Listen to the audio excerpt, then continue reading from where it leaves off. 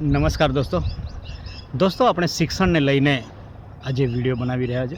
શિક્ષણને લઈને કંઈક વાતો કરવી છે, કેમ કે અત્યારે શિક્ષણનું પ્રમાણ એટલું બધું વધી રહ્યું છે। અલગ અલગ પ્રકારના કોર્સિસ, અલગ અલગ પ્રકારનું શિક્ષણ આવી રહ્યું છે। પણ દોસ્તો હું એટલું કહેવા માગું છું કે યાર જો તમે ભણવું જરૂરી છે, ચોક્કસથી શિક્ષણ મેળવવું એ ખૂબ જ જરૂરી છે, કેમ કે શિક્ષણ વગર વ્યક્તિનું ઘડતર નથી થતું, કેમ કે ઘડતર આપણું શિક્ષણથી જ થતું હોય છે દોસ્તો। પણ જો તમારી પાસે સ્કિલ છે, તમારી પાસે આવડત છે ને, એ ખૂબ જ મહત્ત્વપૂર્ણ છે દોસ્તો। અગર જો તમે 50% લઈને 55%, 60% લઈને કંઈક કરવા માંગો છો, કંઈક નોકરી મેળવવા માંગો છો, તો એ શક્ય નથી આજના જમાનો, કેમ કે આ જમાનો ખૂબ ઝડપી ચાલી રહ્યો છે। આ જમાનો હરીફાઈનો છે। એટલે મિત્રો આપણો માત્ર ને માત્ર ધ્યેય એ છે કે તમે શિક્ષણ મેળવો, પણ શિક્ષણની સાથે સાથે તમારા બાળકને કંઈક એવું ટેકનોલોજી જ્ઞાન શીખવાડો, એવી સ્કિલ કે જે એનામાં આવડત હોય, આપણા બાળકમાં કંઈક આવડત પ્રમાણે એનામાં કયા પ્રકારનું ટેલેન્ટ છે, શું ટેલેન્ટ છે, શું કરી શકે છે ને, એ સમજવું ખૂબ જરૂરી છે। આજકાલ તમે જોવો છો કે તમે ડિગ્રીઓ મેળવીને, ઘણા બધા એવા લોકો બેઠા છે ખૂબ ડિગ્રીઓ મેળવીને પણ અત્યારે 10-15 હજારની નોકરીઓ કરી રહ્યા છે। તો શું આપણે MA BEd પહેલાં તો એવું હતું કે 8મું પાસ કરીને નોકરી મળી જતી હતી, પછી એના પછી 10 પાસ કરીને નોકરી મળી જતી હતી, એના પછી 12 પાસ પર આવ્યું, એના પછી ગ્રેજ્યુએશન પર આવ્યું। હવે તો જાણે શું છે માસ્ટર ડિગ્રી, BA MA, જાણે કઈ ડિગ્રીઓ છે દોસ્તો। મને પણ એટલી બધી ડિગ્રીઓનું નોલેજ નથી, એટલે વધારે એ ડિગ્રીઓ બાબતની ચર્ચા નથી કરવાનો હું, પણ એટલું કહેવા માગું છું કે યાર હવે જે છે ને આ જમાનો, એ જમાનાની હાથે આપણે ચાલવાની જરૂર છે મિત્રો। જો તમને કંઈક સ્કિલ અલગથી પણ આવડતી હશે ને, તો તમે આ જમાનાની સાથે ચાલી શકશો। તમે શિક્ષણ નથી મેળવો એ નથી કહેતો મિત્રો, જે શિક્ષણ આપણે મેળવીએ છીએ ને, એમાં આપણા જીવનનું ઘડતર નથી થતું, પણ જીવનમાં શિક્ષણ મેળવવું જરૂરી તો છે, પણ સાથે સાથે જો તમારા જીવનમાં કંઈક મેળવવું હોય ને, તો કંઈક સ્કિલ પણ શીખવી ખૂબ જ જરૂરી છે। એટલે કદાચ તમે ખૂબ ભણવામાં હોશિયાર છો તો એ દિશામાં તમે આગળ વધો। જો તમને ઇન્ટરેસ્ટ છે કે તમે 80% 90% મેળવી શકો છો, તો ભણવામાં ખૂબ ધ્યાન આપો। પણ સાથે સાથે દોસ્તો સાઇડમાં તમે શું કરી શકો છો, તમારા પાસે સ્પેશિયલ ટેલેન્ટ શું છે? સ્પેશિયલ ટેલેન્ટ દરેક લોકોમાં હોય છે, દરેક બાળકમાં હોય છે, પણ એ ટેલેન્ટ બહાર કઈ રીતે લાવવું એ ખૂબ જરૂરી છે દોસ્તો। હવે આગળની સરખામણીમાં અત્યારે તમે જુઓ તો 50-60% લાવેલા લોકો, ઘણા બધા વિદ્યાર્થીઓ, ઘણા બધા સ્ટુડન્ટ્સો બેકાર બેઠા છે। અત્યારે તો તમે જુઓ તો કંડક્ટર, ડ્રાઈવર માટે પણ કમસે કમ 70+ મેરિટ જાય છે, આપણે બધા જ જાણીએ છીએ। તો દોસ્તો તમે આટલું બધું ભણીને પછી તમે કંપનીઓમાં જોબ માટે ફાંફા મારતા ફરો, એના કરતાં કંઈક તમારામાં સ્પેશિયલ ટેલેન્ટ કંઈક હોય, તમે કદાચ વ્લોગર બની શકો, તમે કદાચ કંઈક બીજી ફિલ્ડમાં કંઈક નોલેજ ધરાવતા હોય, યા કોઈ પણ ફિલ્ડમાં તમને જો નોલેજ ધરાવતા હોય, બિઝનેસ બાબત હોય, તો એ દિશાનું પણ સાથે સાથે નોલેજ લેતા રહો। અને એ નોલેજ, જ્ઞાન ક્યાંથી મેળવવું મિત્રો? ઘણા એવું વિચારે છે કે યાર કોઈ યુટ્યુબર આટલું બધું અર્નિંગ કરી રહ્યો, તો યુટ્યુબર પાછળ જઈને આપણે યુટ્યુબર બનવું છે, પણ તમારામાં કેટલી સ્કિલ છે, તમે શું કરી શકો છો, કયા પ્રકારનું તમારામાં નોલેજ છે, એ જાણવું જરૂરી છે। તમે કોઈક બિઝનેસમેન પાસે જશો તો એ બિઝનેસમેન એ પ્રકારેનું જ્ઞાન આપશે, પણ તમે શું એ બિઝનેસ માટે કેપેબલ છો, કરી શકો છો, એ આપણને તો ખબર જ હોય છે દોસ્તો, કેમ કે આપણે કયા પ્રકારનું ટેલેન્ટ છે, આપણે શું કરી શકીએ છીએ, પોતાની ક્ષમતા પોતાને ખબર છે મિત્રો। એટલે જેવા વ્યક્તિ પાસે તમે જશો ને, એ પ્રકારેનું તમને એ નોલેજ આપશે, ગાઈડલાઈન આપશે।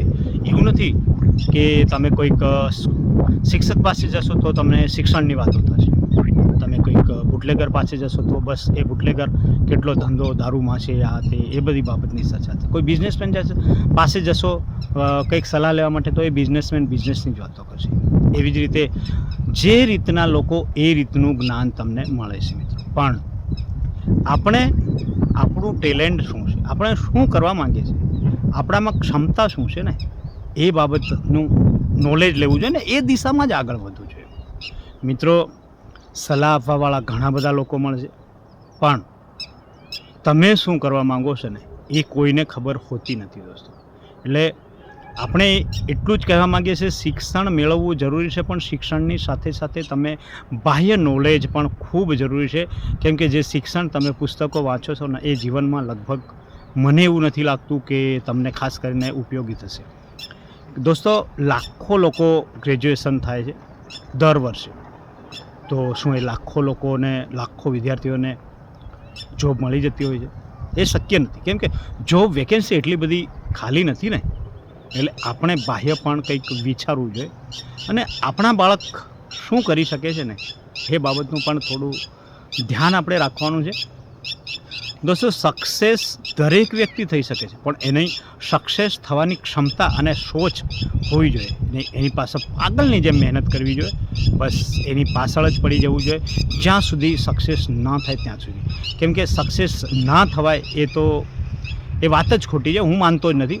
ઘણા લોકો નેગેટિવ વિચારે છે. ઘણા લોકો આપણને કહે છે કે યાર તું આ નહીં કરી શકે, બીજા કહે છે તું આ નહીં કરી શકે, આ ફિલ્ડ સારી છે. અલગ અલગ પ્રકારે અલગ અલગ લોકોની અલગ અલગ સલાહ આપણને મળશે, પણ સાચી સલાહ આપનાર વ્યક્તિ ઘણા ઓછા હોય છે દોસ્તો. એટલે તમે શું કરી શકો છો ને એ મહત્ત્વપૂર્ણ છે.